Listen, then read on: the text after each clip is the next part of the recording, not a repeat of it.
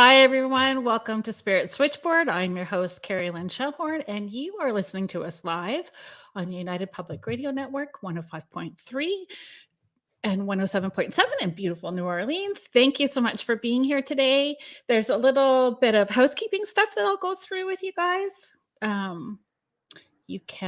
Let's get some stuff going here.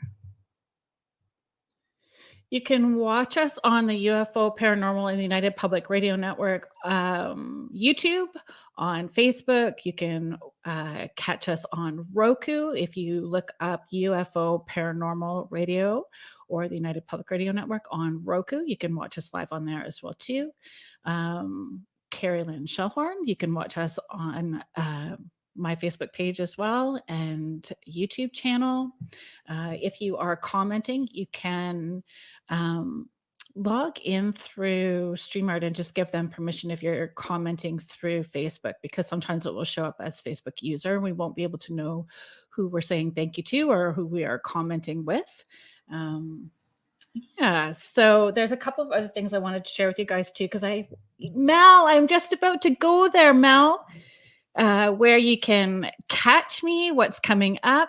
I have a newsletter. If you go to carrieLynnShellhorn.com, I do have a newsletter that you can sign up for. In the newsletter, I give you some intuitive tips, tell you where I'm going to be. I also try to give the heads up to who's going to be on Spirit Switchboard for the upcoming month, and all of their links, if they have books, websites, give you all that information ahead of time so you can mark it on your calendars and get ready for everything. So one of the things that is coming up in October is the Lake Superior Paracon, and Mel Willis is here in the comments. Mel is one of the organizers, along with her wife, Gail. So through Sudbury, not even Sudbury. Look at me tripping up. Thunder Bay. If you guys have not been to Thunder Bay, Ontario, it is trippy. There is so much going on in Thunder Bay, Ontario. You name it, it's happening. Cryptids, UFOs, hauntings. It's just it's magical. It's like at the top of Lake Superior. So the trees, the rocks, the water, everything about it is super powerful. So it's Northern Ontario is my home. Lori Potvin, who is the host of thank you, Mel. She's got the lakesuperiorparacon.com. She's got the web address through the comments if you wanted to check that out. So I had to write down because there's so many. You have such a great lineup of speakers. I wrote people down because my brain doesn't remember everything. Shane Pittman from the Holzer Files, Laura Lee Potvin from UPRN. The Angel Rock with Laura Lee Potvin on thank you. Just get this up. And the Thing at the Foot of the Bed with David Hansel on Thursdays.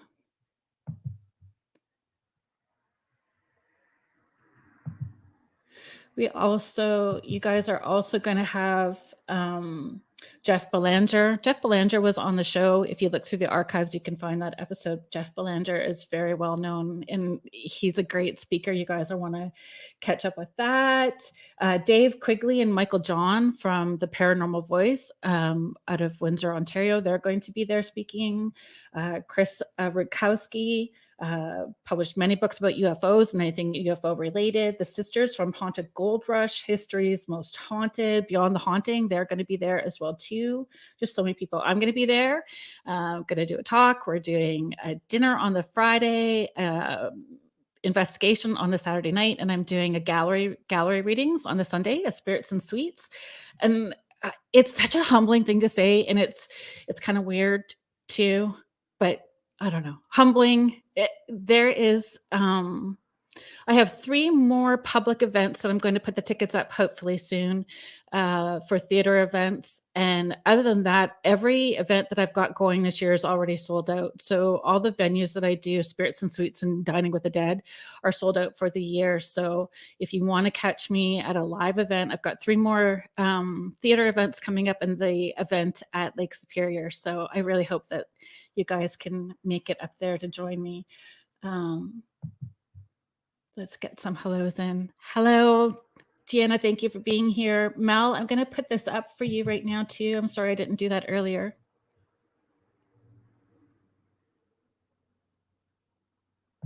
Thank you for the link. Hi, Kevin. Thanks for joining us. Hi, Jackie. Hi, Kathy. Thanks for being here. We'll just put this up. Thanks for joining us, Laura Lee. It is going to be awesome, Mel. I agree. It's going to be a great time. There's just so many people that are going to be there. Contessa, thanks for joining us tonight. Contessa, I think you're really going to, well, I think you all are going to enjoy this, but I know part of this story may resonate with you quite a bit. So I'm glad that you're here tonight. You may have some questions that you'd want to ask. Oh, hello, Lorraine. Hi, Lorraine. I hope that the theater shows are going well. Please give Jim a hug for me.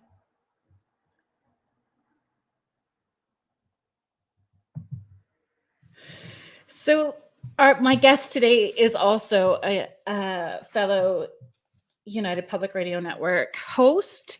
He is an author. He's the author of The Horsefly Chronicles, A Demonic Haunting, and The Curse of the Horsefly.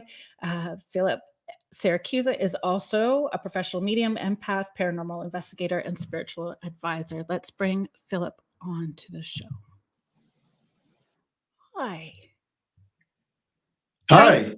How you doing? Good. Thanks for having me. It's I read your first book. So I read the first book, The Horsefly Chronicles. So I'm glad that I had an opportunity to read before I had you on the show. And one of the things I was thinking, is your family background Italian? Is your family background Italian? Yes. Okay. My former husband was Italian too. My children are half Italian. I used to tease my daughter when she was younger if she could please use her inside voice and not her Italian voice. She would get a little miffed, but it was okay. And I was thinking about the show a lot this week, about having you on and all of the questions that I have for you regarding the house. That you and Julia is your wife and co-host of the show. It's a vulnerable thing, right? It's a vulnerable thing to stand in front of people and say, even as a medium, to say, this is my life and this is what I'm able to do. This is my experience. And to be transparent about what our experiences are is, it's a lot. There's vulnerability to it, and you are exposing yourself. And I appreciate very much, and I'm very grateful that you are here to share your story and here to, help teach other people, guide them if they're having their same experience, give people a different perspective. I think that it is, we cannot judge. We just can't judge somebody else's experience because we're not walking in your shoes. We're not walking in somebody else's story. And when we talk about high strangeness and paranormal, there is no expert. There is no one to say, this is it, black and white. There's a truth. There's so much, I think, that we will never understand, that we are constantly in a, well, that was something, wasn't it? Kind of place, could you, how do you feel about that? I feel like each person has their own destiny, and they should share any experiences they go through and have, regardless of who thinks what. I teach people when I do seminars, look, here's the way I explain it. You are born in this world naked and afraid of innocence, and you cry. Yeah. And you will leave this earth alone and naked, in a sense. No one's going with you. So in the ride of the short journey that we have here called life, why would I care? Are you coming with me to the other side? Did you come with me to this side? No. So therefore, every person should live the journey they want to and be the messenger they want to, regardless of what anyone has to say. Mm-hmm. Laura Lee is just saying hi to you as well. Hi. Season Dragon saying hello, Philip, as well too. Hi, Julie. Thank you for being here. I agree. Like we come in having our own individual experiences, and it can potentially ripple out to other people as well too, the people that we connect with.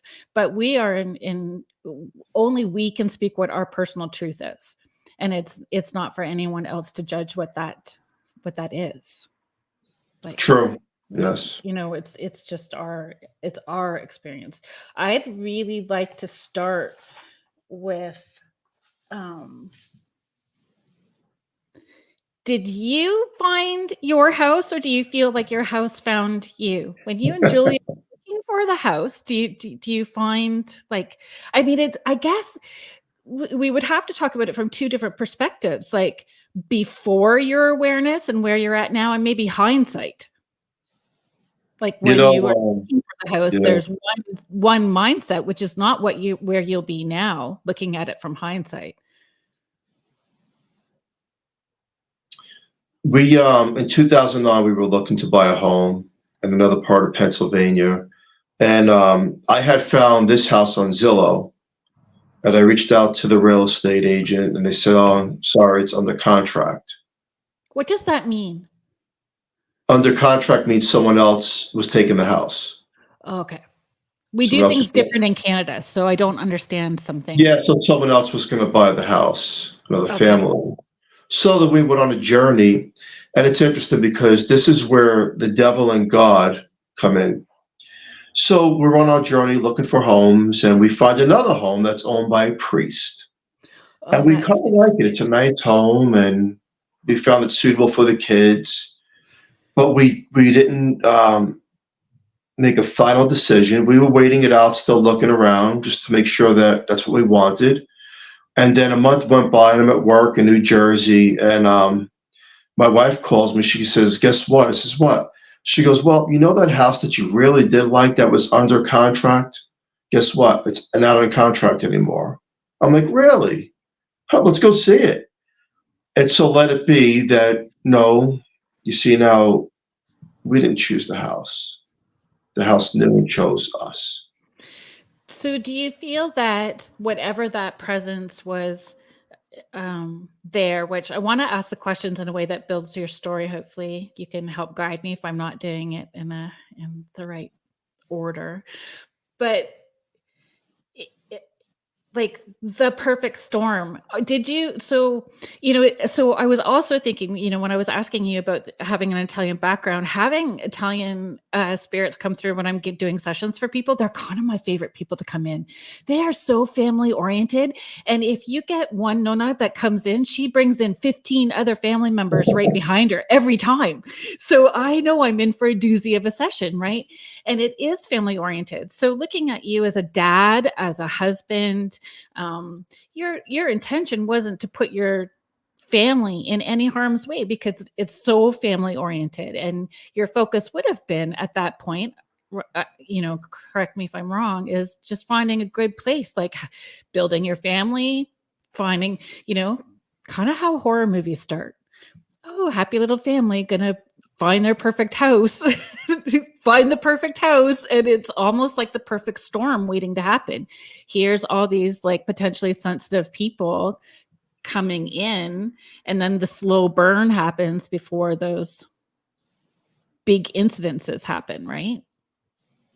I agree. Like, yeah, I just couldn't imagine. So you move in, you get the house. Does the purchase go through with no hiccups? No, there was a lot of hiccups. In fact, there was fights and arguments with their real estate agent. And at one point, I said, "You know what? I don't want the house. Keep it." Really? Oh, yeah. Yeah, I was dealing with some wicked people, and I says, "I don't want the house. I'm done with you people." The approval and the inspection had to go their way, and I'm buying the house, it should go my way. And it was just a whole nightmare. Right. It was, and this is not an old house. The house was built in '96. It's an estate neighborhood. It's not an old home. It's a new development. Early 90s it was put up. So my mission was I work hard, I work long, I want to put my family in a nice house, nice neighborhood, and live on. I want to be happy, happy family, happy wife, happy life, Yep. But unfortunately, that wasn't the case with this house. So I would say, I have been sensitive from the time I was little and full time as a career for like 17-ish years. And I don't open up. I'm not on all the time, like going through a house, you can kind of get a vibe or a feeling, but if those presences or the presence within that house is so highly intelligent, they would have hid just to make sure that they got what they were wanting in having this, family come in. So did it feel like a slow burn? Do you know what I mean? Like, when the real estate agent took us, first we were in the backyard and there was this gust of wind. I remember it was April of 2010. Strong wind came. And then we go in through the back door and she's taken, the first place is the basement because I like rec rooms with a pool table and all that stuff. And then she takes us into a room that was painted this ugly red. And I didn't feel right in the room. Something felt off. So where was that though? Because I tend to feel if I'm going to feel off anywhere, it's usually like an attic or a basement. In the basement. Yeah. And I'm actually in the room now. Really, eh? Interesting.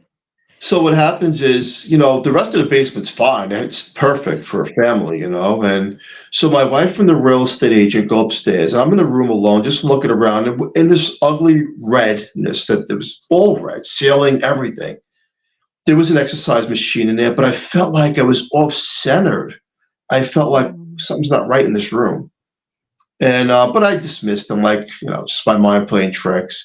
And I went upstairs and sat down at the dining room table and we said, you know what, we like it, let's move forward with this.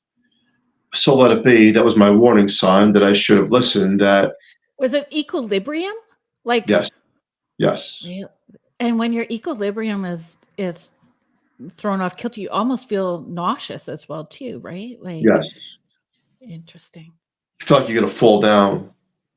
Yeah. Laura Lee's just saying, oh no, a red room. And the people that we were buying the house from were the most miserable souls I've ever met in my life. Now, you got to think of it this way. This is a really nice neighborhood. These are not cheap homes. And you'd say, why? What's wrong with these people? Well, I guess I understand now. What was wrong with the people? I mean, here we are 14 years later. And so again, I get hindsight, it. though, you wouldn't have looked at that as a red flag. You would just more be looking like, let's hurry up and get this over with so we don't have to deal with the miserable people anymore. The closing was horrible. Yeah. At the closing, there was it was a horrible closing to get the house, and no one got along, and they had attitudes with us. But what was interesting is that after everything was signed, they started to smile, like, it's your place now. Oh. And 3 months after the closing, I guess there was a mix-up in the mail because part of their closing check came to this house, and I tried to reach out to them. They wouldn't accept my phone call. So I just put return to sender. And here we are now. Like, now I understand why that they were just saying, we're done with this place. Avoiding. We're the third owners of the house. The first two owners lasted 7 years each. And we're the third. Do you feel, again, it's hindsight, right? Like when you saw that it came at that point, that check, when it came to you, was there anything happening at that point? So again, right? Like you would have just forwarded that. Kids were happy. Everybody had a lot of room. Everybody was happy, nice, everybody was just nice neighborhood, nice people, and Yeah. we were all excited. And of course, I was working long hours, so the one thing that was starting to happen to me, the first thing that was happening to me in this house was on the weekends when I was off work. I says to my wife, I was like, Julie, something's not right. I can't sit still. I feel like I'm on edge. I don't know what's going on with me. I'm going to go join a gym. I have to get out of here. Something's not right with me.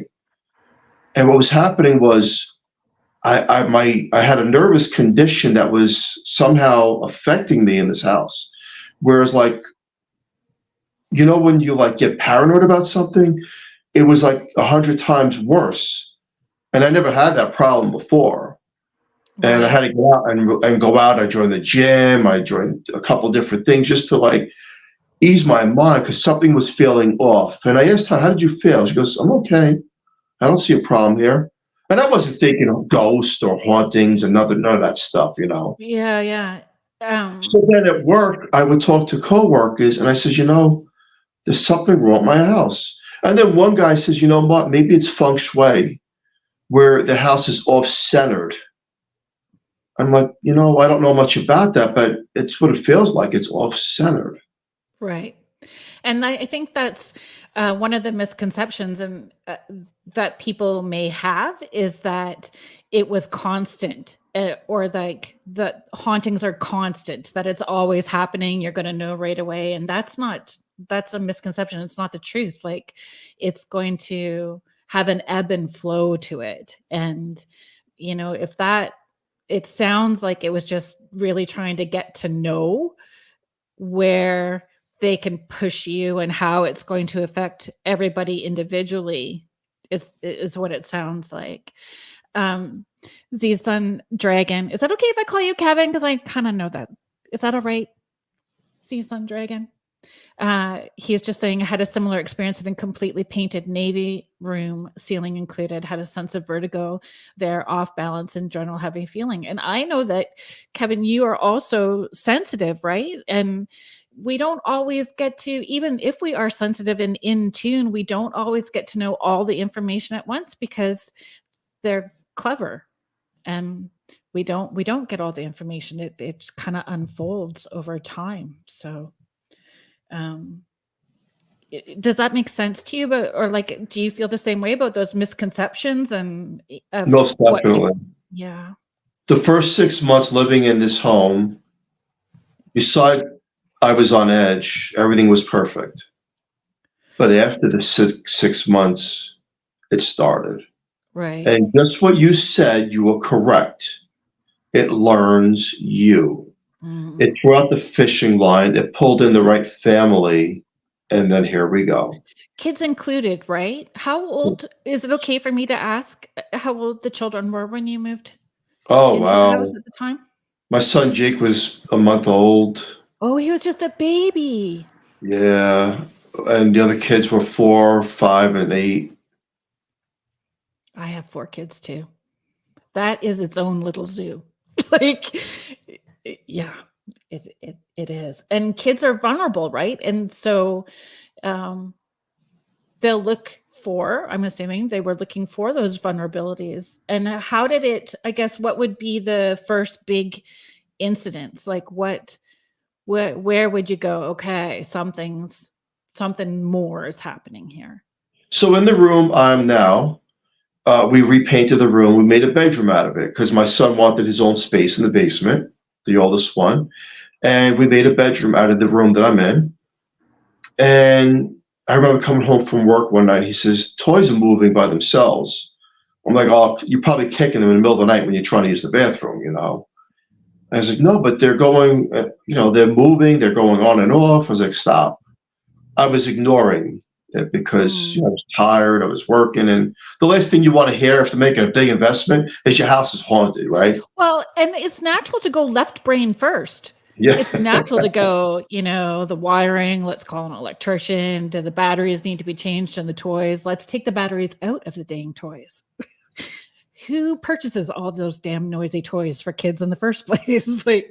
You look left brain. We don't always look.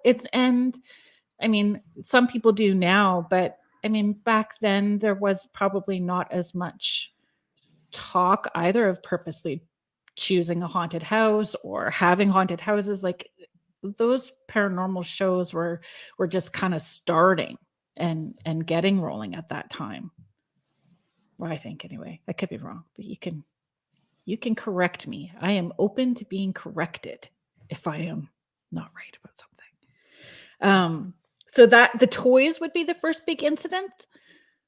The toys. Wow. And then So I what was remember. the meter with the family? Were you guys? Was there bickering starting? There you go. Impatience? There you go. And so that was the 6-month mark. We're sitting in the living room. It was a Saturday night, and everyone starts arguing. My wife, myself, the kids. What are we arguing about? And I start to see shadows, and I'm dismissing it, thinking it's my eyes. And that's where it started, right there. So it waited to learn us. It waited that 6-month mark, and then now here comes the shadows and the fighting starts. Right, because in a 6-month period, and I say this about dating too. Anybody else single? I'm single. I've been single for a very long time. Probably because I have some control issues, but that's just something totally else. But it takes about 6 months. Like you see somebody stressed, you see somebody sick, you see somebody angry. Like it takes time to see all those different sides of a person. And, again, if they were waiting to see where those vulnerabilities and cracks are within a family structure, 6 months makes sense to me.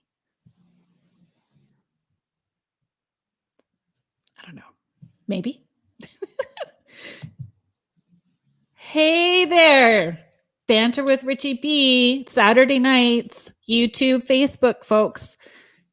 You were, and this is actually Banter with Richie B. You were on Dave Quigley and Michael John's Paranormal Voice not that long ago, because I think Michael John was on Banter with Richie B talking about his segment with you. You're welcome. You're welcome, Richie.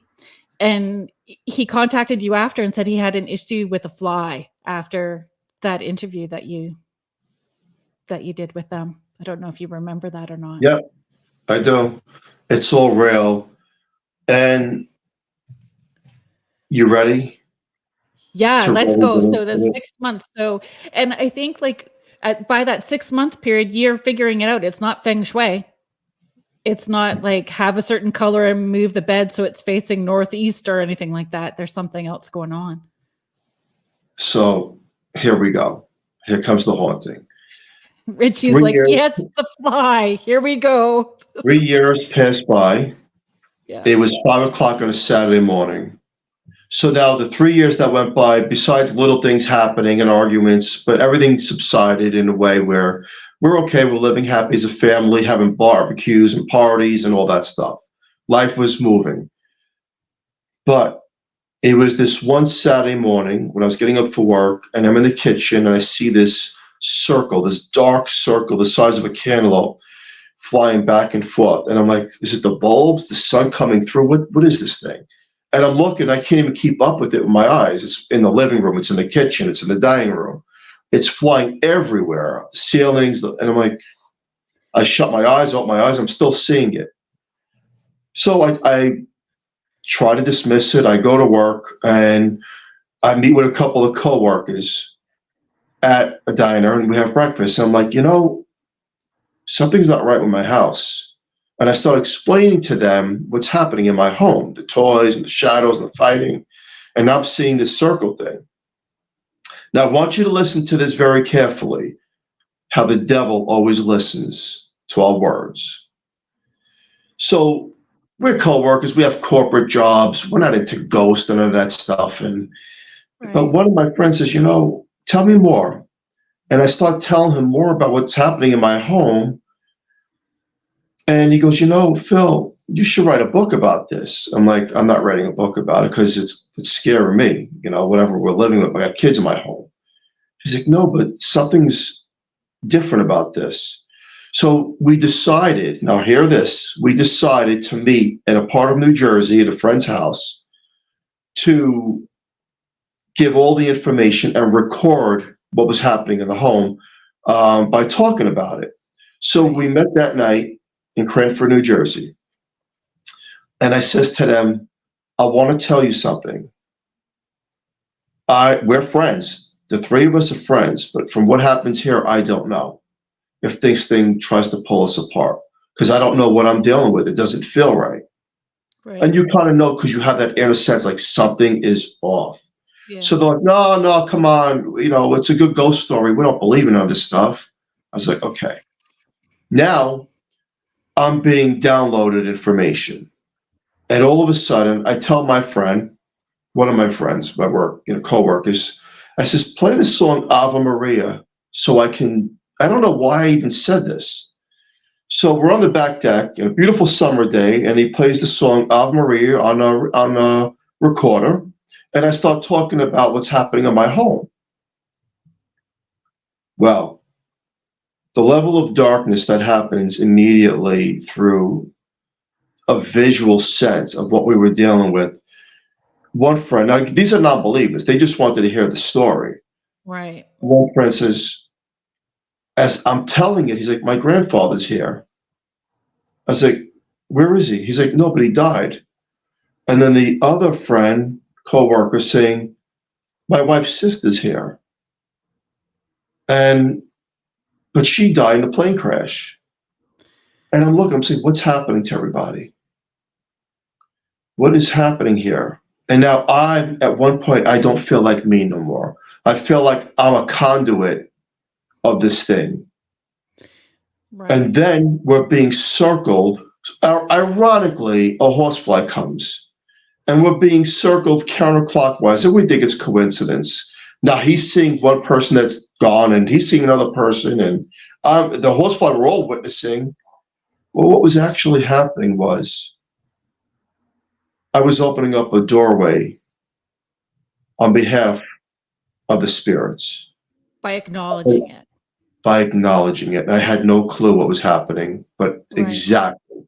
A door that was a crack open has now become wide open. And I'll pause it there before you have any see if you have any questions. Yeah, well, I think though, from my experience as well too, when they start seeing whether they were actually seeing their loved ones or not, or if this was projecting, but those energies projecting to push for the reaction to feed off of the reaction, right? Because then it can grow from exactly for the reactions, right? Exactly. Would you think? Truthful?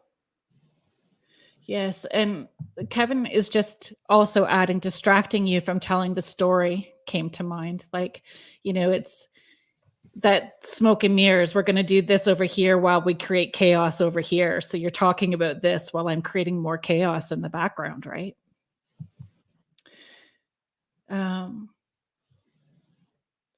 Laura Lee was just sharing who also had a demonic experience as well too. Plus, when a dark mist orb shows up visibly, I know I kept feeling like my eyes were malfunctioning the first time. Hi, Julie.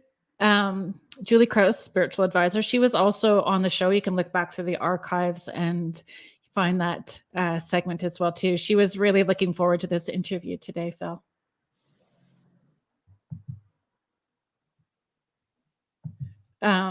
Richie's just asking, how have your friends and coworkers acted towards you since this event? There's more to that story that unfolds, though, correct? Do you want to yes. keep going with that? So now we're having experiences, and we're being circled by a horsefly counterclockwise, which we think it's summer, so it's a coincidence. And no such thing. Exactly. And I'm learning, right? Because this is back now in this was in July of 2013. So I deliver the story, and no one feels right. Nobody. My friend's wife comes out and she goes, something's happening in the home. This is in New Jersey. I live in Pennsylvania. And my other friend's like, I don't understand what's happening. I don't feel right either. So I drove home, and on the way home, I was like, something's not right. But they wanted me to tell my story. They thought it'd make a good book, and I did, period. Well, here's what's happening now. Now the door is open. Now, none of us on this. I'm a believer, but I'm a skeptic. They're not believers, and here we go. Open-minded skeptics are my favorite people, Philip. So now, favorite.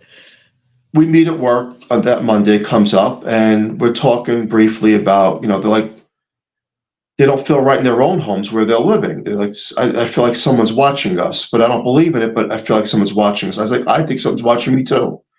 And my friend goes, hey, by the way, we need an editor for the book. I was like, I don't really want to do the book. He's like, no, we have to do the book. I was like, well, look what's happening already. He's like, no, come on. I don't believe in this stuff. So then we're on a search for a psychic, okay, to help us with the story and an editor. So he puts an ad on Craigslist for a psychic. And this girl responds, and he gets back to me. He's like, I found somebody. He goes, how do you weed out psychics through Craigslist, though? Like, that's what I would like. How do you? Because there's levels of ability. I will tell you this: we found an accurate one. Okay. And I'm learning at this. Again, I questioned everything, but he says we want a psychic to help us. I was like, okay. Then my son comes home from school one day. He goes, Dad, guess what? I know you're looking for an editor. My school teacher said she'll help you with your book because I told the family about it. I might want to do a book. I said, great. So we go what was the teacher of? Science teacher. Oh, crazy. Okay. So we meet in her house in another part of Pennsylvania, me and the coworker, and she agrees. She's like, I'll take this on. She goes, I really don't believe in any of this stuff, but I'll be the editor so I can help you get in a good format. And we're like, yes. And then we meet with a psychic in another part of New Jersey, and she's telling me, now she doesn't know me at all. And I'm not even known at anything at this point. I'm just a worker. And she tells me what the inside of my house looks like without even knowing the address. And she's describing the inside of my home. And she says, in that home, be careful because underneath the stairs in the basement, there's something that's not good there, which would be the room in front of me that I'm in right now. So I take it with a grain of salt, right? Right. Now eventually we all meet, and so we have an editor who I'm delivering the book to, like the story, okay? We have a psychic, and everyone's happy, and it's a go-ahead. But we needed one more thing. We needed an artist to draw the pictures I'm describing. So the psychic finds an artist. Okay, now, you ready? Yep, my chest is getting tight. Now, okay. The entity has everything in place because here's what's going to happen. I get a call one day from one of my coworkers. There's something not right in my home. I don't know what it is. I'm hearing voices. I was like, I don't know what to tell you. I don't have those abilities to tell you what's going on in your home. There's something in my house. The next day, the psychic is saying that there's little bugs coming out of her wall sockets. She lives with her grandmother. She's like, I can't explain this. Bugs. And I think that she's nuts. That's my first reaction. There's something wrong with you, maybe. Bugs out of a wall socket is unheard of. Right.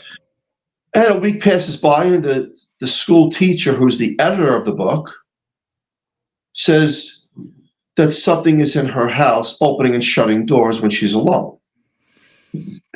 Now, you have to understand that I'm taking all this in, and I'm like, okay, either I'm going nuts or everyone around me's going nuts, or we're all going nuts together.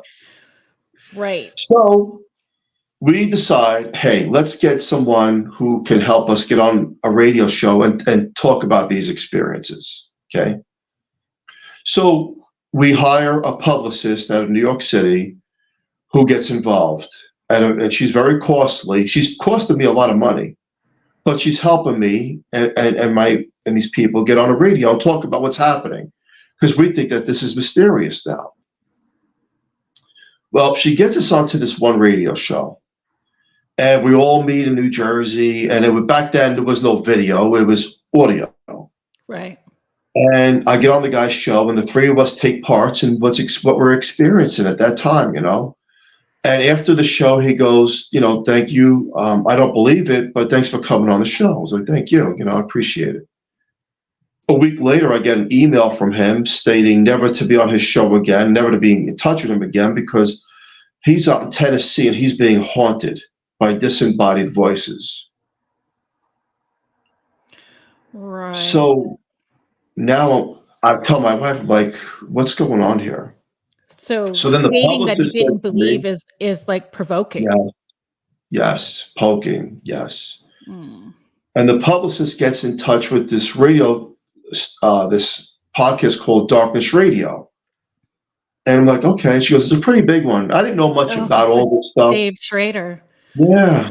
And then we all meet. This is about a week later or two, and we all meet. And now I'm on Darkness Radio with Dave Schrader and Twin City, I think it was called, or something like that. And I'm talking about the story. Right. Well, this is what happened. We're in Cranford, New Jersey. It's me, the psychic, a coworker, Dave Schrader and his partner on the other end of that phone. Was it on Tim? the other end of the phone. Right. I'm telling the story, and then they would tell them what was happening to them, the bugs out of the wall sockets, the ghost in the guy's house. And at the end of that show, the psychic says, I have to talk to you. I was like, okay. So the show ended. What you could feel in the house is tension, like a tension rod. This is not my home now. You feel this, like something was going to snap in that house. Something didn't feel right. Right. So we sit after the show, we're sitting at the dining room table, and she's right across from me, and my coworker's to the left of me, and she goes, I know everything. What was said, her what are you demeanor talking? like? Evil. It shifted. And her eyes were dark, and I grabbed her hand because I thought she was going to jump at me and punch me in the face, and she was cold as ice. And she goes, I know every word of the last page of the book. The book wasn't even written. It wasn't published. Right. And she told me word for word what was going to come out in that book. And she goes, look at me. I know everything, and I will destroy all of you. Now, I'm a big guy. I was intimidated. I couldn't drive home after that radio show and after what she's telling me. Right. We were in the living room of that house, and she's on this rocking chair, rocking back and forth. I'm shaking. She's cold as ice. Her eyes are dark, and it's no longer the psychic. It's no longer. It's an entity inside of the psychic, and she's smiling and laughing with this stupid grin on her face. And I said to myself, I'm not driving back to Pennsylvania, which is an hour and a half away, by myself. I might as well just stay up and see what this nut job is going to do. She's going to try to attack me because she's not leaving his house. She won't leave. Right. And all night she's got this grin, and she's cold, and very rocking cold. and staring. As soon as the sunlight came, she became herself again. So, like, at that point, that's like that first nick in the armor, right? Like chipping away. And is that the first step that now, again, in hindsight, where you would see it was trying to isolate you or like separate you, make you feel alone in this journey? I wasn't feeling alone. I was feeling like it has the group it wants, and now it knows what it's going to do to each individual. Right. Well, I would feel like that starting again, like did that psychic stay with you? I guess I'm jumping into the story, but I am ADHD. So sometimes I check the end of the story and then I come back to the middle.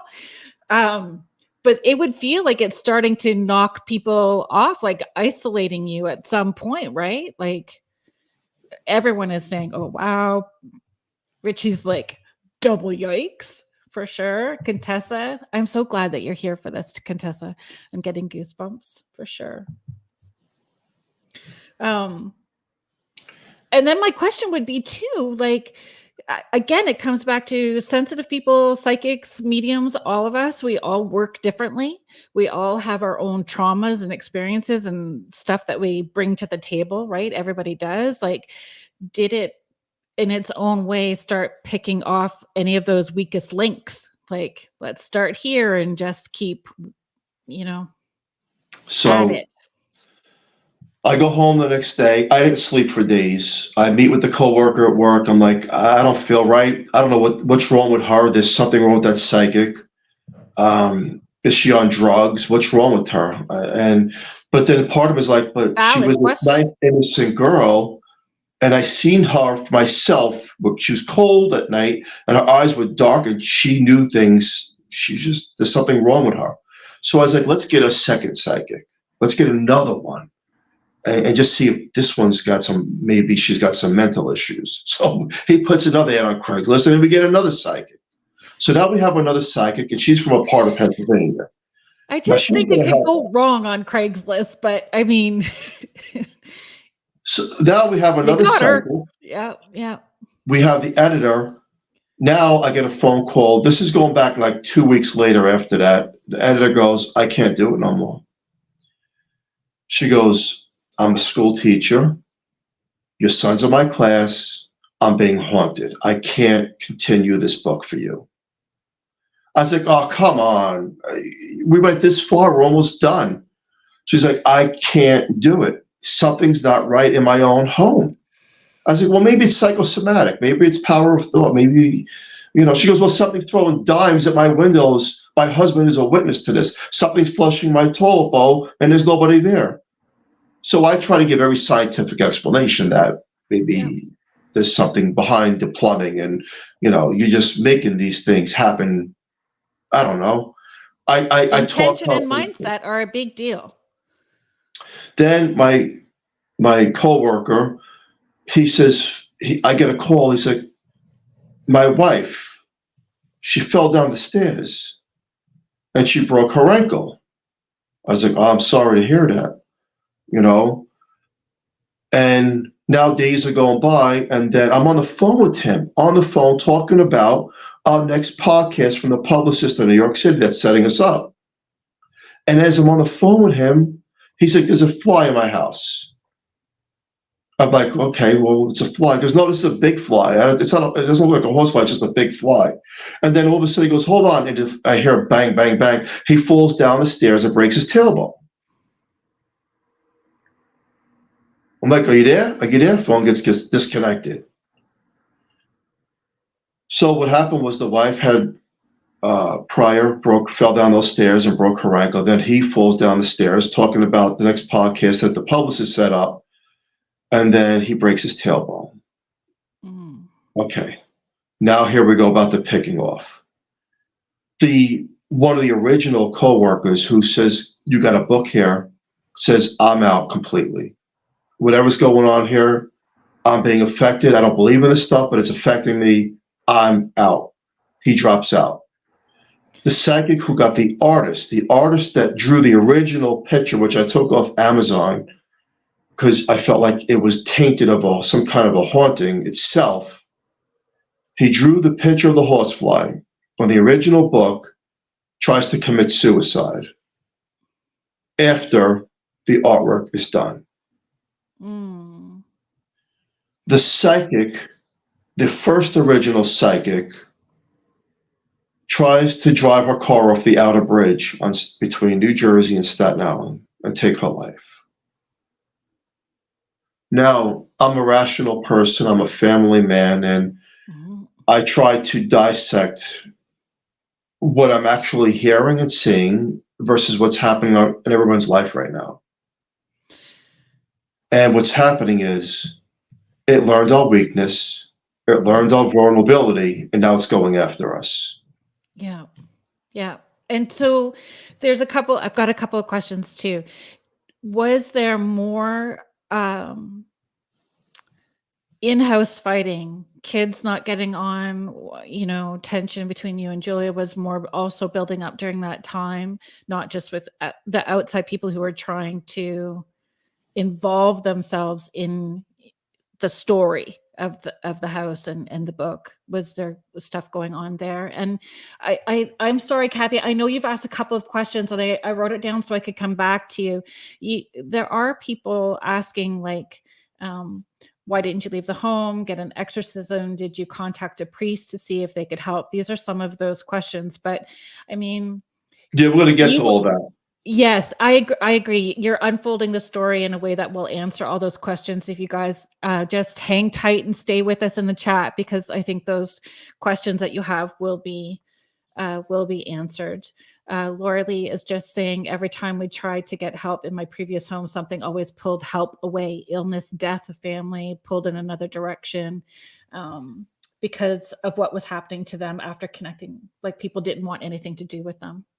And it's not simple. Like, outside people looking in can have from their own perspective, but when you're in the middle of it, you are having your own experience that we can't judge, or how you were approaching this. Like, you were doing what you felt was the right thing to do at that point in time, and still from a left brain,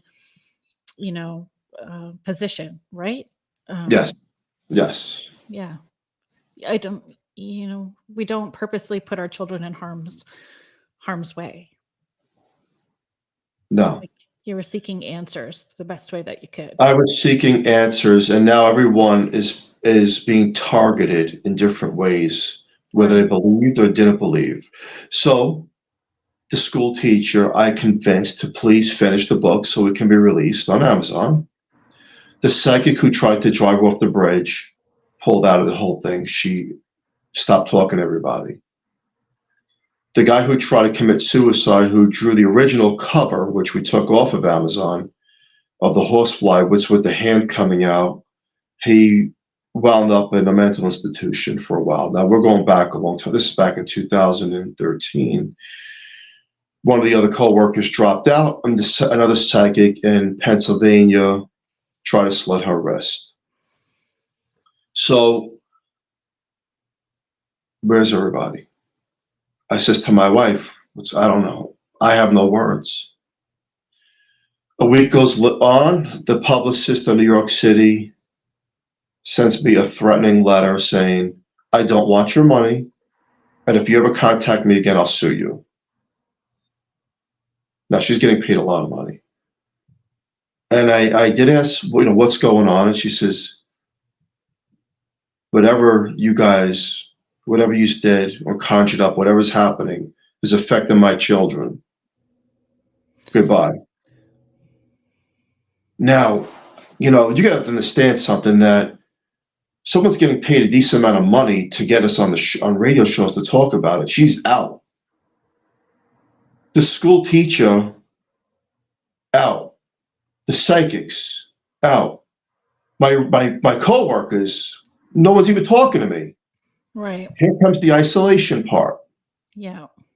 Now everyone's fighting and arguing, and then back at home, everyone's fighting and arguing. But exactly what's happening is there's more shadows in the home. You think it's the bulbs, you think it's the sun, you think it's coincidence, you think it's psychosomatic, power of thought, and everyone's fighting and bickering. But then family members like cousins and relatives starting to slowly become distant of us. And like, why? So I find this local paranormal team. I see them on television, and they weren't too far away from my destination, my home. I reached out to them. I was like, I would like you to come to my house. I'm dealing with something I can't explain. Mm-hmm. So they come to the house, and we have a meeting, and they agree to do an investigation at my home. Now, I'd never seen a real investigation in front of me, back that many years ago. So one night, it was a Friday night, and it was like a crew of 7 people. Cameras, DVR systems, REM pods, K2, they're bringing in everything. They have their own psychics, their own mediums. These are well-known people on television. They're like, okay, let's see what we got here, Phil,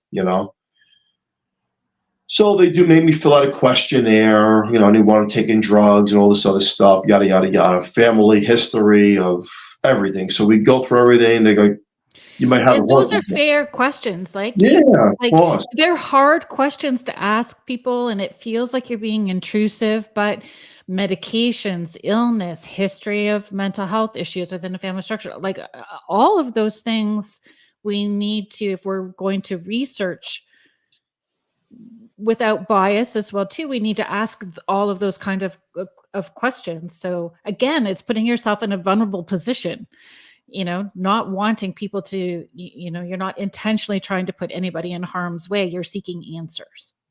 Yes. So this was a Friday night, and they separate basement, backyard, upstairs, the top floor. Everyone's separated, the whole team. My wife goes in her room, my kids stay in their own room, and I just go in the den. They have all their systems hooked up, the lights are out, and now they're starting to do their investigation. I hear a knock at the den door, which I lock myself in, and it's one of the psychics. And she says, "Can I come in?" I was like, "Yeah, come in, of course." And she's looking at me and staring at me. And she says, "I'm going to kill you." I said, "Excuse me?" Was the door locked still? Did you relock that door? Were you alone in a room with somebody who clearly is not that person? Sorry. You know what happens when you're in fight or flight mode is you don't know what to expect or how to react to certain, like that impulsive reaction of, my first thing was, "Excuse me?" And then she just walked out. And then what about in the basement? And then I got the team leader, who's, the guy who's in charge. I was like, "I think your psychic's got a problem, so you either straighten her out or get her out of my house." Right. He goes, "No, she's being affected. Something's not right here." So then all of a sudden I hear people running up from the basement screaming, and then they're running out my front lawn, and then two of them are throwing up on my front lawn. And this is now 1:00 in the morning, and I'm like, what's going on here? Throwing up. Okay, and then the team leader comes to me. He's like, "Look, there's something in that basement that is not good." He goes, "We're going to do an electromagnetic wave test in that basement, see exactly what we're trying to figure out here." He goes, "Because all the equipment's going on and off and on and off, just like the toys were back years prior." Right. And what they did was they started taking pictures, and then they started doing recordings, and their team is fighting each other. Now they're arguing about who should be doing what, and it was a total mess. So the night went on, they leave, the next morning comes. I said to my wife, "I'm never doing this again." I think I had a bunch of idiots in my house. But I was learning because I really wasn't getting it. I was not getting it. Is it Italian and a thick skull from New York? The old Italian saying is this: believe none of what you hear and hear for what you see. That's the way we do things. I wasn't getting it, Yeah. So that team leader reaches out to me, I think it was like a week or two later. It's like, "Let's meet up." We meet up at a diner, and he shows me pictures. And in the pictures look like a demonic looking figure in the room that I'm in. And I'm like, well, maybe it's matrixing or an optical illusion, but you could see the outline of this thing. It did look like a demon, but I wasn't buying it. He goes, "That's fine. Listen to the recording." Right. And in the recording, it's the psychic asking questions. And in the background, you hear these growls. That started to scare me. Growls are like your hackles just go up, and it's like head to toe. And we had an experience in the house that we lived in Northern Ontario, and there was definitely something that was oppressing my oldest son at the time. And when I went into that room, because I was going to deal with it, being my 5'2" cocky self, in I go, and I got growled and scratched in that space. And you don't forget that. Like it burns, and it's a sound. It's something. It's something. And even with pictures, I have found you can take a picture and not see something at first, and then it will appear later. Like it can shift and change how it wants to present and manipulate photographs even after they've been taken. From my experience, growls are bone chilling and gutting. I agree. I'm sorry, Phil, if I hijacked. I didn't mean to hijack. let's get rid of this person who's like, I learned this new phrase from our dear friend Howie. He says we're just going to flush the toilet. So we're just going to get rid of this person who's spamming everybody at the moment. We're just going to flush the toilet and get rid of some of this stuff here. Because you guys don't need to be hit up for like, this would be the Craigslist. You're going to find that physical tarot person on the Craigslist. If you're needing a reading, don't go to Craigslist. Okay. There we go. Hi, Shane and Tammy. Annie, yes, Annie had a very scary growl right in my face in the dark and felt the breath, and you don't forget it. When you're hearing those growls, even if it's through a recording, it's life altering when you start having that stuff. Like when it's right there, it's life altering. And it adds to feeling isolated or alone. And who's going to believe me now? And where do we reach for help? What do you do next? Right. So we were on a mission. We took the evidence from the first paranormal team, which was a reputable team. And then a month later, I says, you know what, to my wife, I was like, let's just have one more team here that doesn't even know the first team, just to see what they get, you know? Right. And it's a Saturday, and they all meet here on a Saturday night, and I drive home from work, and another big team comes here, and they set up their equipment, and then they're walking through the kitchen, the living room, and all of a sudden the leader, the female who's in charge of the team, I see she's right in front of me walking, and she gets a gash on her ankle as if she like banged into something, and she's bleeding really bad. And so we stop and the investigation, bandage her up, and then they continue. Then the film guy that they have says, there's this thing floating around the basement. It's a circle. It's this black circle. And he caught it on film. And that must have felt validating, but scary at the same time. I was happy that someone else has seen what I seen and caught it on film. Right. That was important to me. And that investigation didn't go good because in each individual was affected in a different way that night. And then when we tried to meet on, everyone just started fighting. No one was getting along. So I says to my wife, you know, maybe it's time to reach out to somebody who knows about this stuff. You know, maybe it is a demon. You know, I don't know if I believe that, but maybe it is. Mm-hmm.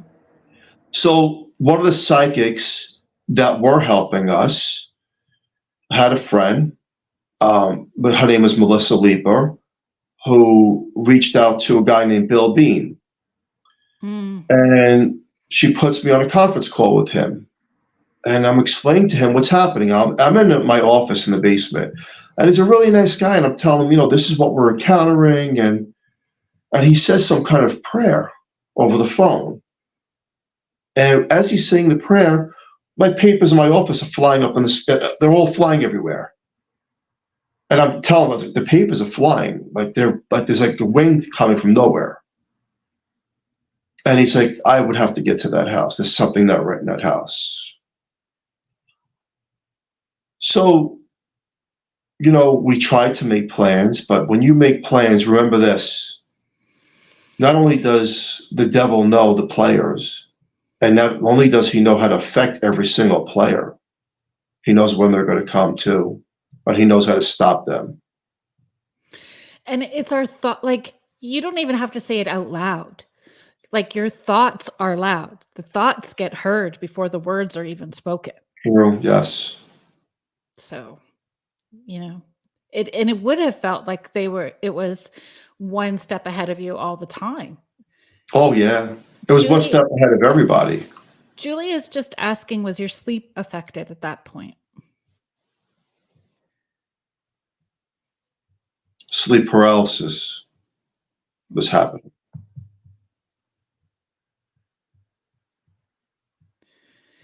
Yeah. And And again, there's ebbs and flows. So it's going to be active at some points, and other times you're going to have periods where it's not. I'm sure like there was stretches of time where there was nothing happening, Of course. and then it lets you have that, you feel like everything's good, or maybe I was just making it up. Maybe it's not so bad. Maybe it's gone. You get into almost a vulnerable place again in order for it to get the big reaction and feed off of that again. I agree. I definitely agree with you. So then we reached out to a local priest, and we wanted to live a life and be happy again. Because don't forget now, not only is all this happening with all these people, my own family's being affected. Yeah. Right? The kids are getting scared, and we're fighting, and it feels unsettled, the house now, Yeah. An extended family, like everybody. It would just ripple out to everyone that's connected to you. We made an arrangement. The local priest comes, and he agrees to bless every room in the home with the prayers and say the holy water. And he had me hold the candle and walk behind him. And he did the entire home. He did every single room. Nothing happens. He says, your house is fine. It's blessed. And he left. And me and my wife say, nothing happened. A few hours later, here comes the shadows casting in the hallway. And they're very distinctive shadows. They're not body apparition shadows. These are like these misty shadows. They look like snakes. Well, and people don't get it. If they've not seen a dark shadow, it's darker than dark. Like you are in a dark room, and it's still darker than that darkest room you've ever been in. Like, and again, if you've not had that experience, you just have to be open-minded that we don't know everything. And there are things that you can't comprehend, and be open-minded that there's just stuff that we don't know enough about, but there's light and dark for sure. Light and dark for sure.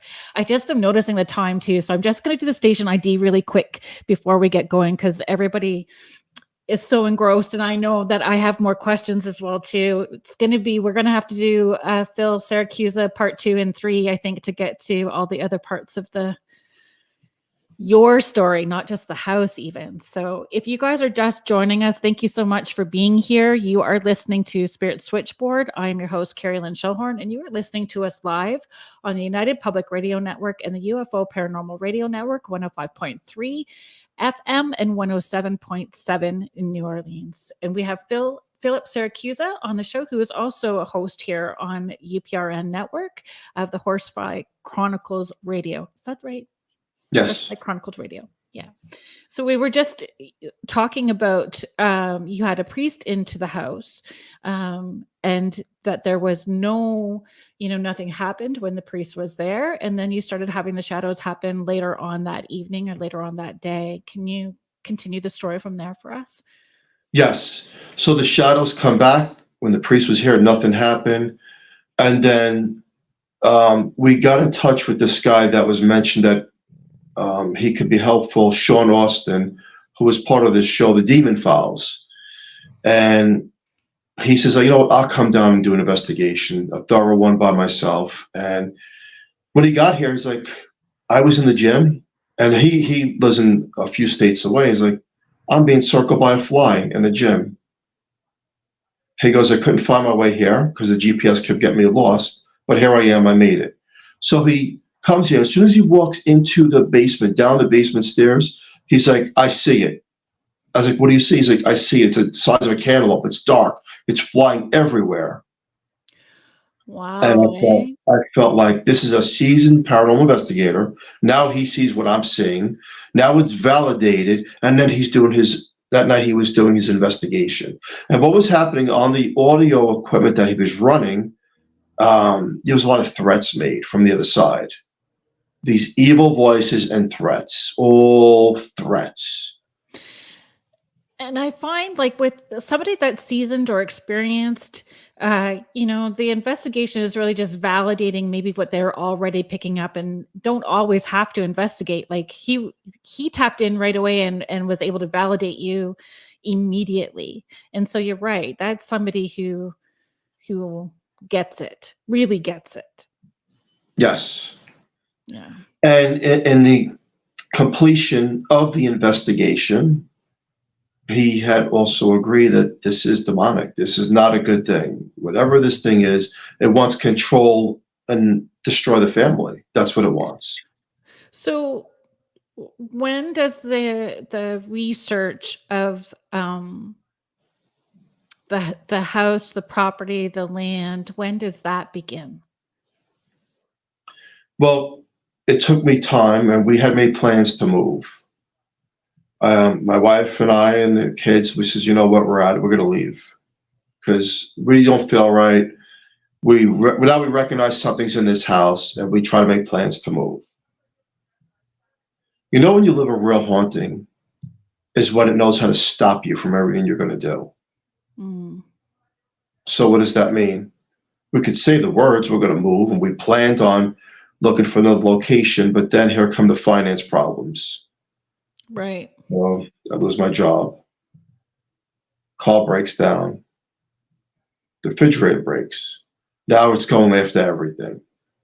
And my money's coming out, and I'm like, I don't even know if we could pull this off. Right. It stopped us right in our tracks. And not only did it stop us, but it gave me the ambition now to say, bring more people in. So I was being downloaded information to bring more teams into this house and do more investigations. But little did I know that that's what it wanted. It wanted to be investigated because it grew stronger in darkness and presence, because it's like a cord. And everyone that got involved, it had a cord attached to them. Right. Where it wasn't just here now. So then we get this guy through the psychic, Dave Spinks, who's another few states away. He's out in Westchester, a really nice guy, comes down to the home, doing an investigation. These are seasoned people, you know. And I remember weeks later, he calls me and says, it's at my house now. This thing's at my house. What is it? I don't know what it is. I don't know. It's intelligent. It's got a voice. Sometimes it sounds like a female disembodied voice, and it's creepy.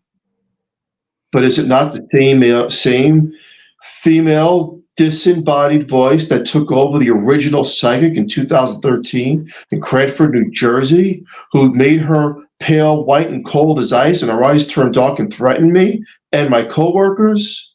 Is it not the same disembodied voice who went after the artist to take his life? And is it not the same disembodied female voice who went after the editor?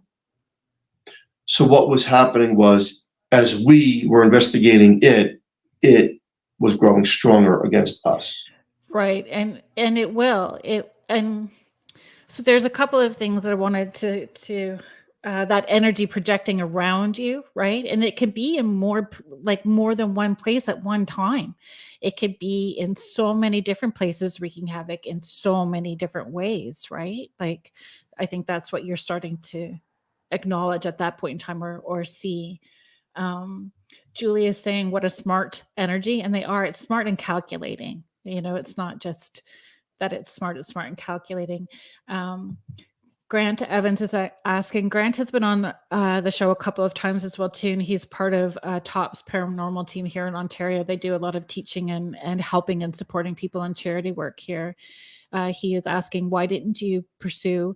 And that's an assumption because we don't know the full story yet, because it hasn't unfolded the whole story. So we don't want to make assumptions. Pursuing following up with the clergy after the one visit versus continuous investigators.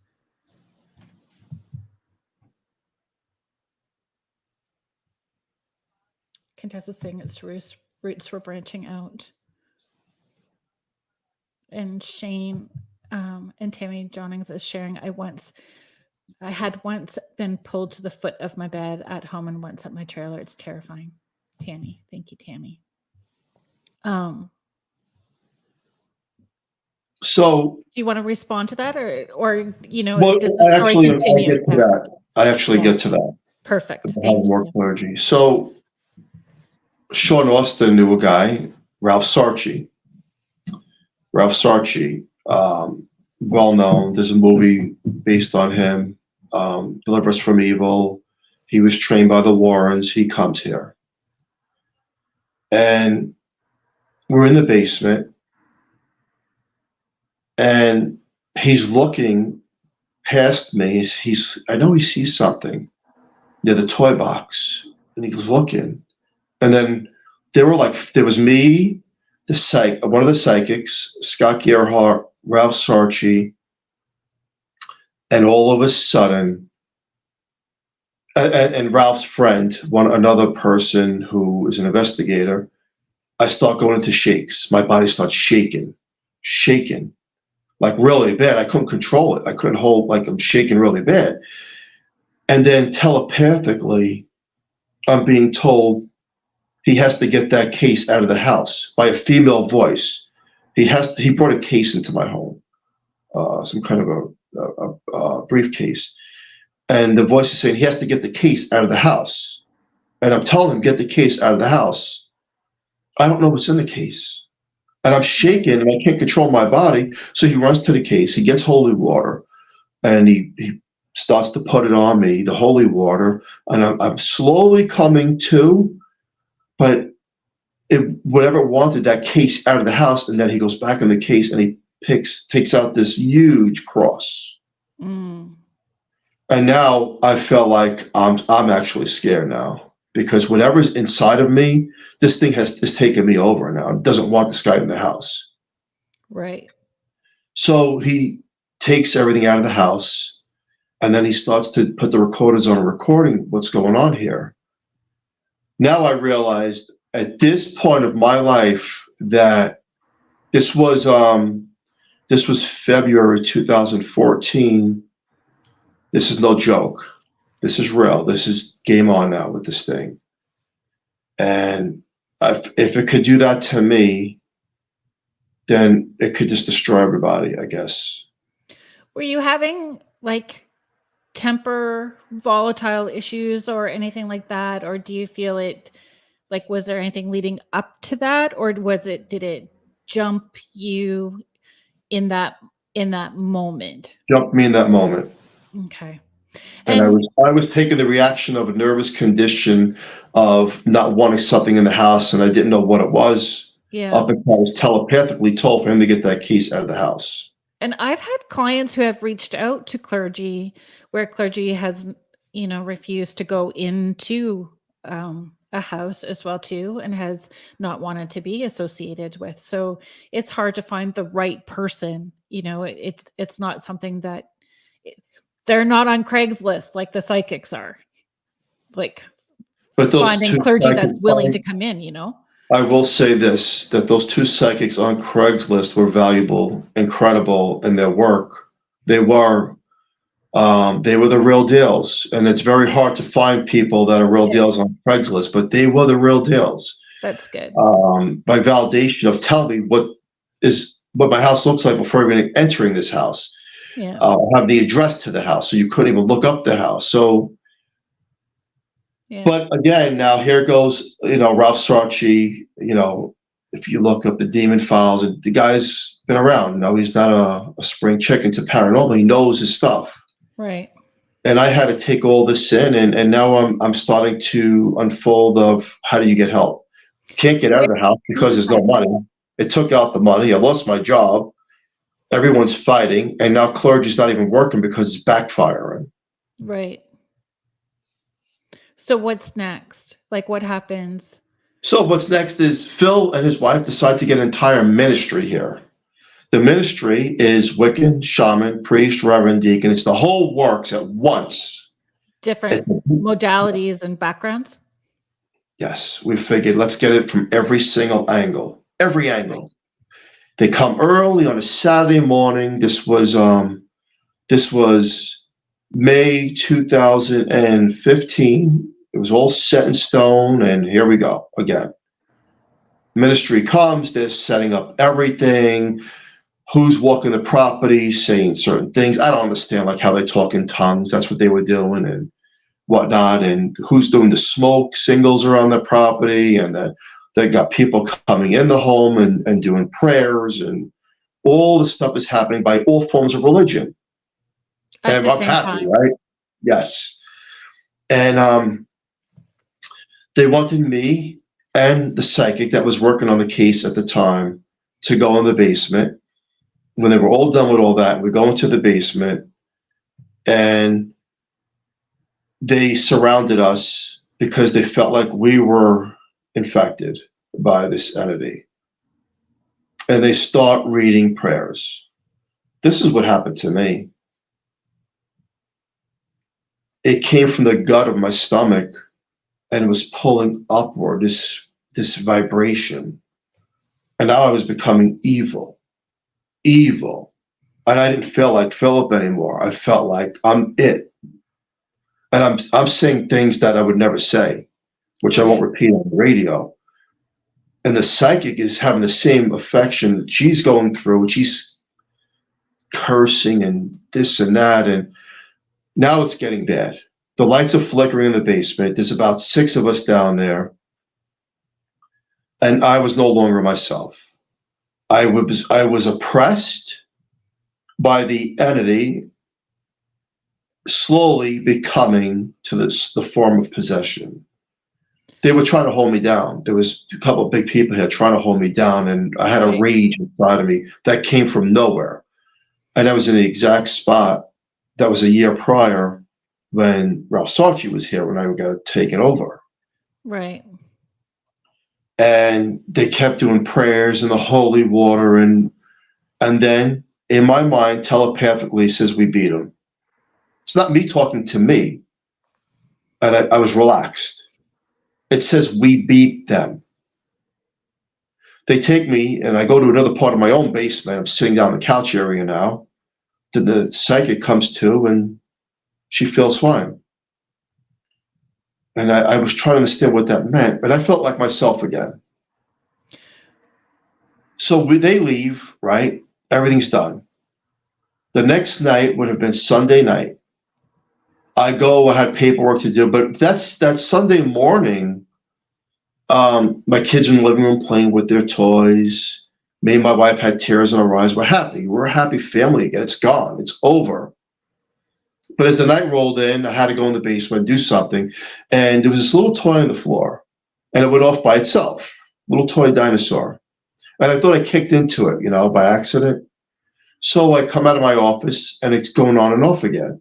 At the same exact time, my kids are screaming on the 3rd floor that night that there's something upstairs. The lights are flickering. At the same time, the TV in the middle floor is going full blast.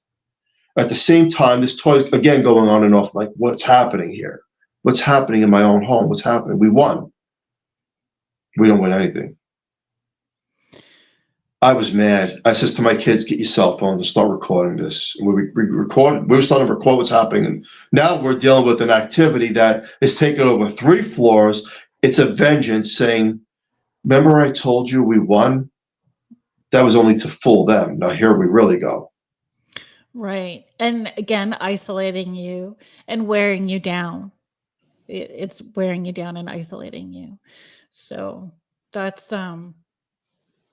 did you know the history of the land at that point? Like when they came, you didn't know what the history was at that point?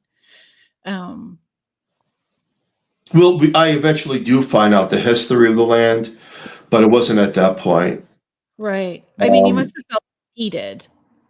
We felt defeated, yeah. As a family, we were defeated, most definitely. So we says,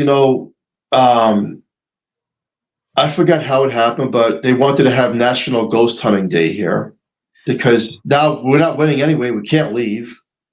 We can't remove it by clergy. We've tried the ministry. We've tried the priest. That ain't working.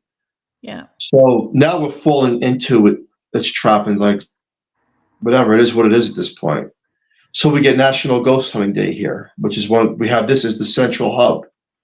Right. We have Brian Cano come here.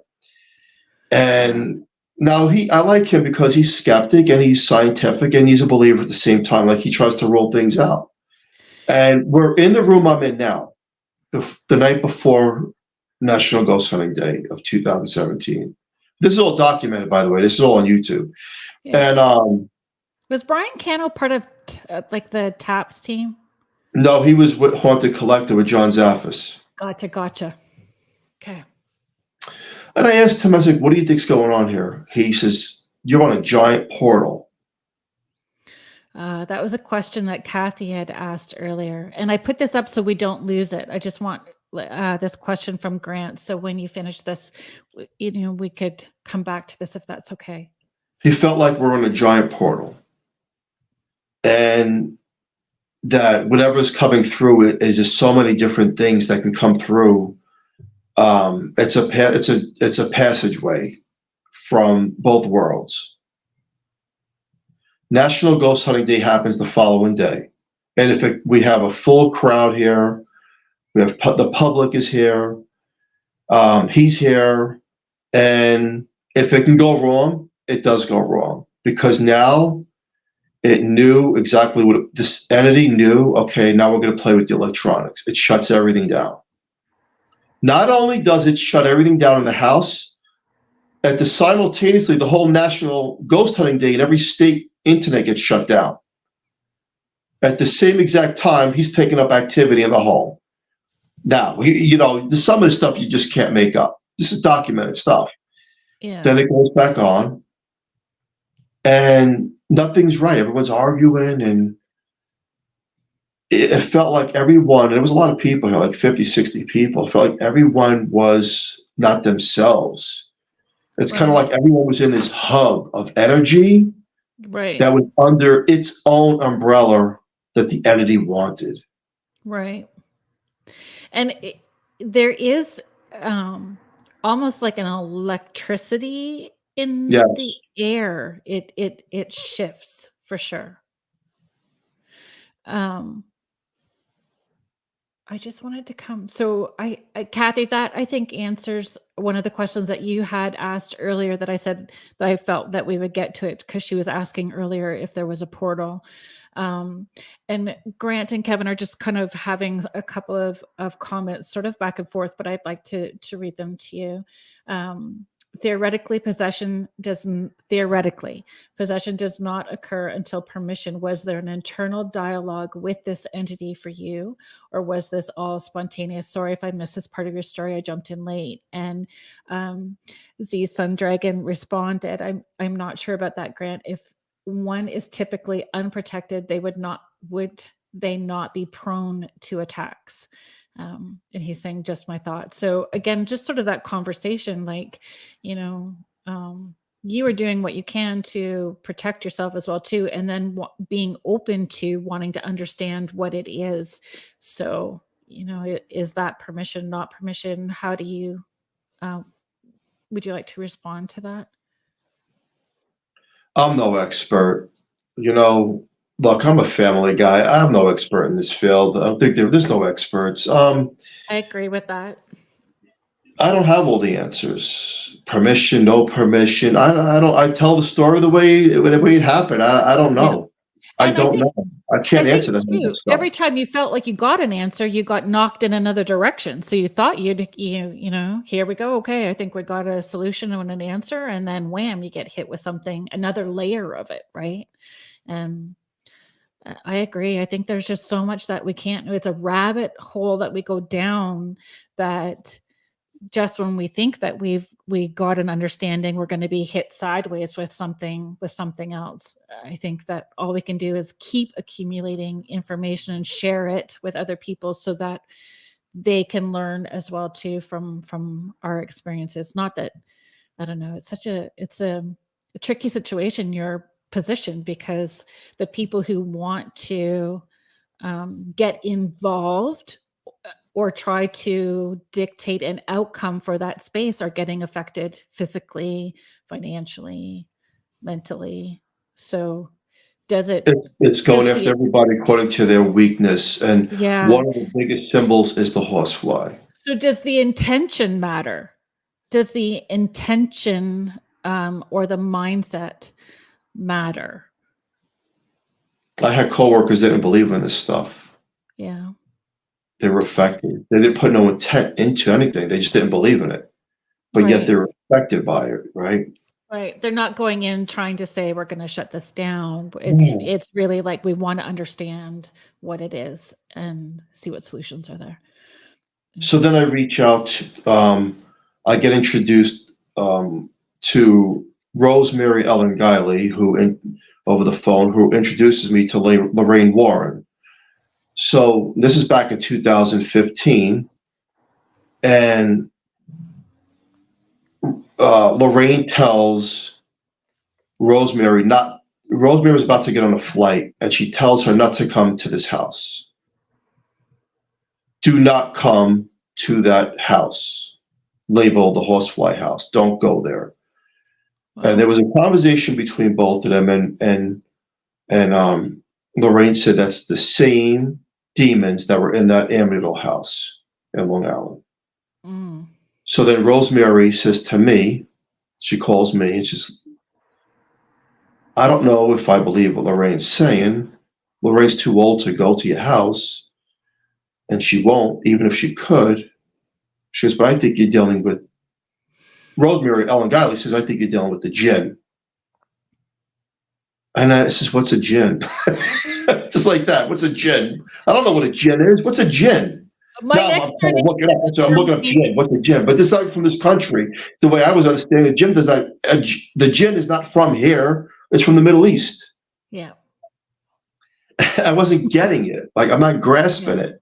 Yeah. And then she says, I'm not coming there. I can't help you either.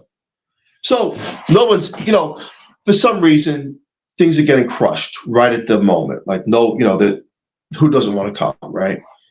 But then the good news is the book is released on Amazon, and I get a big book signing in Allentown, Pennsylvania. So I'm about to go there with the psychic to the book reading the following day. Only get a call from the store owner saying, don't come. There's horseflies everywhere in my store. Now, I wasn't even at the store yet. Right. There's some of this stuff that I'm saying to you. Here comes the Italian in me. Yeah. I understand it. It sounds ridiculous. It sounds stupid. Okay? But there is part of that culture. But there's horseflies in your store? In your store before I even get there to do a book signing? Yeah. I understand the skeptical part of people because I was one of them. And I've learned that manifestation is real. The power of thought is real. Intent is real.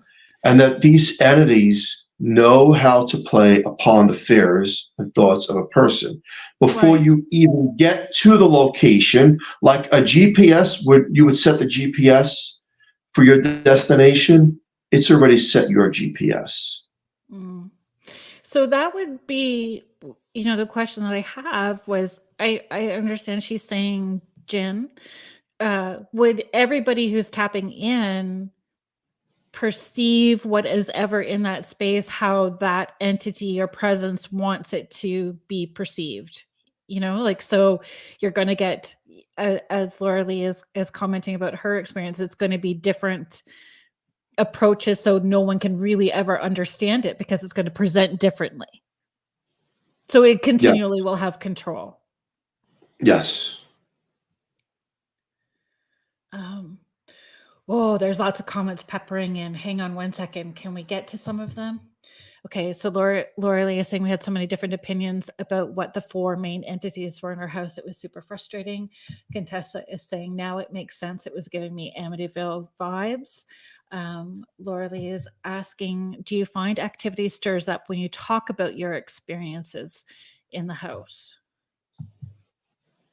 Anticipation of you coming if the bookstore owners were aware you were coming. Maybe not coming, typo, hell. Yes. So, and again, like they already know the thoughts because the thoughts are there. Like ahead of the game. You don't even have to talk about it. You don't even have to write it down on the calendar. It's that 2 steps ahead, right? And we had talked about that in the beginning. There's ebbs and flows. There's periods of time where there was quiet in your house. This isn't something that was happening every day continuously. And I mean, you guys, Julia is a sensitive and a medium as well too, and helps people and work, and you help people and work as well too. It stays separate. It stays. It responds when it's wanting to, is what I'm, understanding. Does that make sense? Like, it's not affecting Julia from helping other people and doing sessions from them. It doesn't interfere in that way because it's something that's totally separate.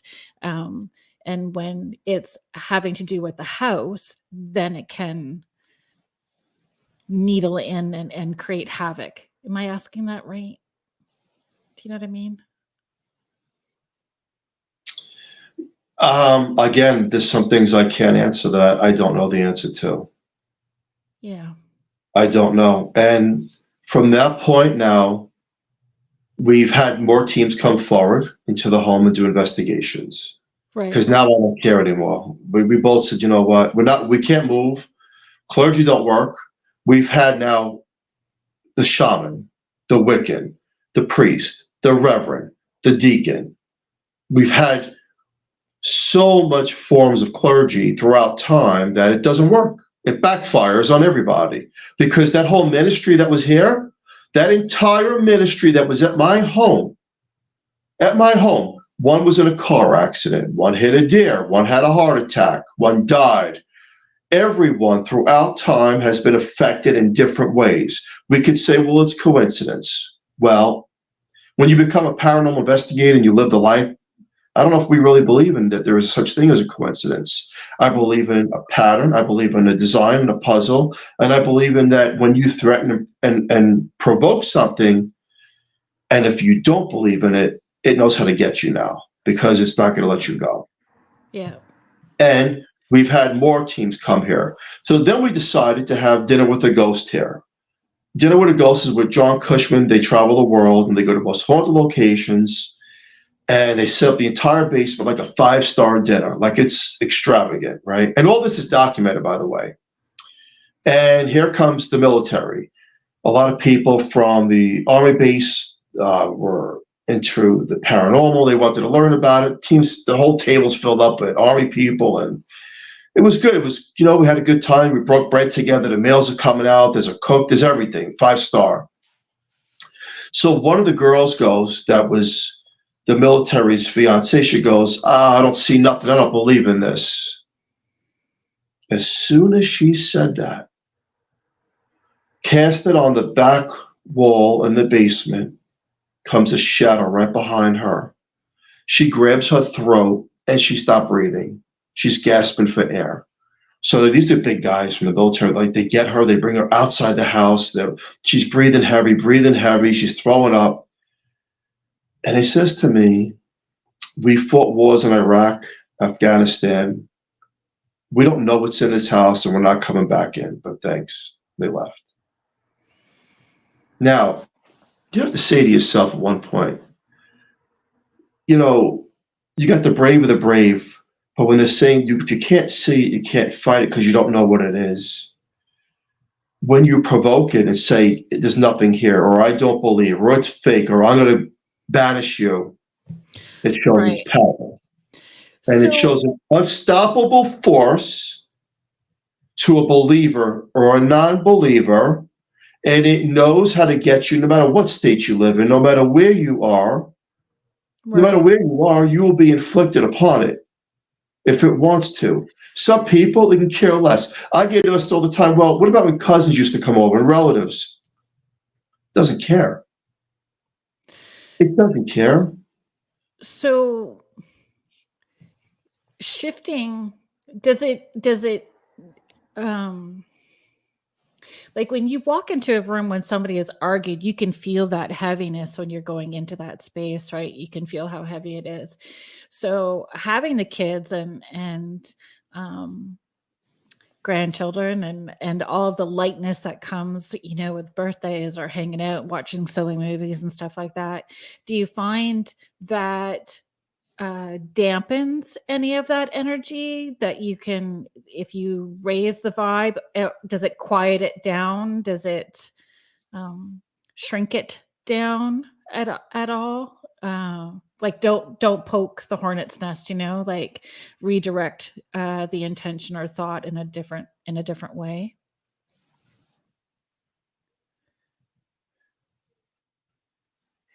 No.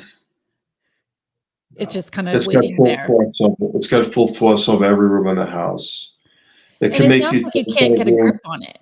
Like you won't ever really understand what it is. We had Chris Moon here and Denise Garcia, and he invented one of the spirit boxes, and he came here years ago. And they said that there's a portal in the basement, which is the same thing that Bill Freeman had said years prior. He passed away, that there's this portal and it's a tube and it goes straight up. And it only makes sense that the land was tainted. And in the portal, they call it this vortex. Anything that's you can't understand can come and go. So here we see the shadows, and they're not. Some of these are not full body apparitions. They look like snakes, misty snakes. Then there's that one orb, the circle that's the size of a cantaloupe, that a lot of people have caught on film and identified, and that seems to be the master of everything. So a few years ago, we had Paranormal Challenge here. Now, Paranormal Challenge is a branch off of Zach Bagans' team. Yeah. Wasn't Dave Strader part of that too, though? Yeah, but he wasn't here. It was a couple of the people from that team that came here that were non-believers of what we were talking about. Right. Okay? This would be 2019. There was a team of like 5 people. They're very well-known people. Again, I'm not mentioning some names here because this one was bad. Of course. And they come in and they're nice people, Then, and the guy says, "We're in the basement. I'm filming everybody. I'm going Facebook Live because I'm showing the world who's here at my help, And they're introducing themselves and their background and their beliefs and how they got into investigating and all that stuff. And this is the one thing no one should do, whether you believe in this or you don't separate." And the guy goes, "Well, I've been doing this for a long time. We're separating," meaning his team. I was like, "You shouldn't do that." So he has the female investigator up in the living room alone, the other and 2 investigators in the den, and then the rest of the team with myself, my wife, and a couple other people in the basement.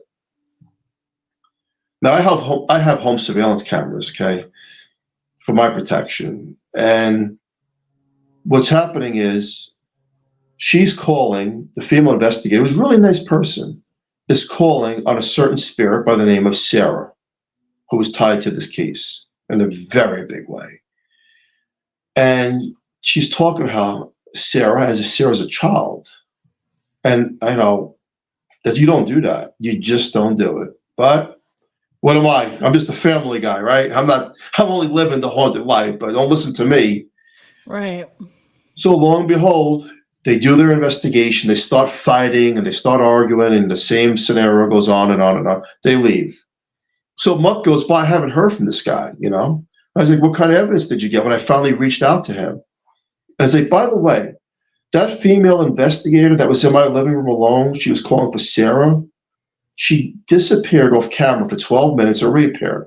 And I says, "It could be a camera glitch, but it was just odd. She was gone for 12 minutes. And he says to me, "Well, I don't want to mention her or talk about her." And I said, "Why?" He goes, "Maybe you should meet me." So we set up a few days later to meet at a local diner in Pennsylvania. And he shows me the newspaper headlines. "She's dead."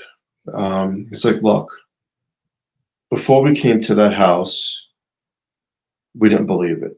But the night before, we felt like something was visiting us in the hotel room. I came in there also, again, as a non-believer. And then we started to fight, and then we left there feeling like something was following us. He goes, this was no intent of my own. This was, something that happened. We got into an argument, him and her. And unfortunately, she's not alive anymore. And that broke my heart. And I say to myself and other people, is the disappearance of her a glitch off that camera system, or is it because you were tampering with something that you were mocking it in a child way? It retaliated to go after the guy, to retaliate to go after you. Right.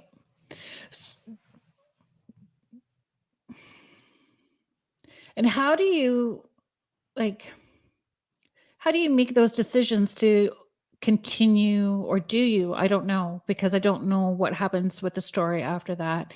Do you allow people to continue? Do you make them sign a waiver? Do you say to them, this is the potential for these things to happen, and I'm verbally and giving you this written information so you are aware of what it is that you potentially can experience are coming in, whether you choose to believe it or not, but this is what it is, so that this is what the story is. We had that team sign a waiver that night because we all felt, my wife and I felt something was off. We had them sign a waiver next to their name that was printed. They would sign their signature that we are not responsible because we don't know. We can't explain certain things, You can't. And as paranormal investigators, we know that we are putting ourselves in those positions. Like, we know that there is the potential for things to go sideways. We know that we're putting ourselves in harm's way, whether we choose to be open to the depths of how much it can go sideways or not. But we are putting ourselves in those positions. Yes, there's a lot of things we don't know. We can't explain. Yeah. What do you think you've learned about yourself? Like, it's non-believable, right?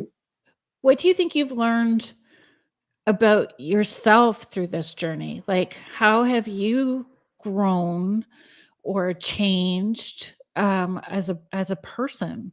Maybe as a partner or a dad? Like, what have you learned about yourself through this journey? Well, after that incident, and that broke us, that we really felt like devastated, because that was such a nice person, We called in the big guns. We called in NESPR, which is Dan Rivera, the whole team that was branched off of Anna Lawrence work. Right. Those are the people who have the Annabelle doll. We had them come here. It was July of 2020. It's like, we're done. We're done. I don't care if we're going to live in a car. I don't care what we do. We're out of here. I'm not doing it no more. It's just, we're going to get them. They're going to get rid of it. If they can't get rid of it, we'll leave it. Okay. That's exactly where we were now. We were mentally done. So Dan Rivera comes down with his whole team, nice people. And the first half of the day, they're interviewing my wife and myself, asking us questions. And they come back at night to do an investigation to see exactly what we're dealing with here in this home. And on the recorder, he asked me to ask a certain question. And I asked it, and he says, Phil, I want you to ask Sarah, who are you really? I said, okay. Now, this is a digital recorder that he's using. He's not using a spirit box where you could try to get anything coming through. So I says, Sarah, who are you really? And on the playback, in the most evil demonic voice, it says, in plain English, go F yourself, all of you. Wow. He looks at me want to be known. after the playback, and he goes, now this is a guy who, if you don't know him, then you don't. This is the guy who's, again, the Annabelle doll, the Amityville, the Conjuring. These are those people that he says you're dealing with a legion of demons. Now, we all go upstairs into the living room. And this God is my witness. We're all in that living room, and he takes out a prayer book, and he's reading prayers. every light bulb in the kitchen, the living room, the dining room went so bright at once you had to close your eyes. And then it went back to normal. And we felt relieved. Right. We said, it's gone. It's over. Well, I'll tell you what. I was happy. My wife, we felt good. The house felt like peaceful again, light. No more thick and heavy air. Next day, I'm at Hobby Lobby buying crosses and statues of the Mother Mary. And the house is blessed, and we feel great. Awesome. We have won the battle. And I'll pause it there because I'm sure there'll be a part 2. Yeah, we're running out of time, and that's not even talking about like closing a portal. Can you close a portal? Understanding a portal. There's so much more to it, and yeah, I knew that we were going to have a part 2. Yeah, I mean, there's only so many minutes left, and from that point on, I'll just leave it as. Yeah. So where can people find you and Julia? So you can find us on Facebook and all social media platforms, Horsefly Chronicles, World of Psychics. My wife is a well-known psychic. Yes. And we have our radio show, which is this network that we're on. On Monday evenings at 8? Monday evenings, 8 o'clock Eastern. And the book that I tell people to buy, if you want to, it's not my book. It's a book that was written about the story of my life, The Family Cabin, The Life of Philip Siracusa. It's written by Christina Corsetti. One person was brave enough to take this on, word for word, the way I'm explaining it to you, but for months on edge, and it was not easy. And it's in that book. But not only are the words in the book, the pictures of the people who were helping everyone I talked about tonight are in that book. The pictures of certain things and entities are in that book. The book is a tell-all. I wanted the book out there for people to see, this is it. Yeah. And it's not my book. And you can only get it on Barnes & Noble, folks. Like, it's Barnes & Noble. It's not on Amazon. Don't go to Amazon. It's not there. It's on Barnes & Noble, because I was hoping to have it read before we got together, but it didn't get here. It didn't get here on time. So, but I appreciate everybody that was, Laura Lee's just saying, great show. Carrie Lynn Philip, Kathy is saying, never underestimate the power of prayer. Sometimes prayer is provoking, though, depending on what you're dealing with. So we need to be mindful of that as well, too. My friend The Wiz is saying, great show. Julie Kraus, who's in your neck of the woods as well too, is saying thank you to us both. And Kevin is saying great show and guest. It's rare I'm not working Friday, so I was glad to have the chance to catch you live, Carolyn. Thank you so much. And he's saying thank you to Philip as well too. If you guys want to hang out with the UPRN network, Jeffrey Pritchett is up next with the Church of Mabus. Next week on the show, I am having Ryan and Emily of a paranormal investigative group called Paranormal Theory, talking about paranormal theories, and being a new paranormal group, and some of the challenges that some of us have with para-unity, if there really is para-unity, and how hard that is to actually have para-unity. We'll be talking about that as well too. So thank you very much, everybody that listened to the show. Thank you so much, Philip, for being so gracious with your time and agreeing to come on the show. And I look forward to having you back on so we can keep the conversation going. Thank you so much. Yeah, thank you to United Public Radio Network and the UFO Paranormal Radio Network, 105.3 and 107.7 New Orleans. And we'll see you next week, everybody. Thank you for being here.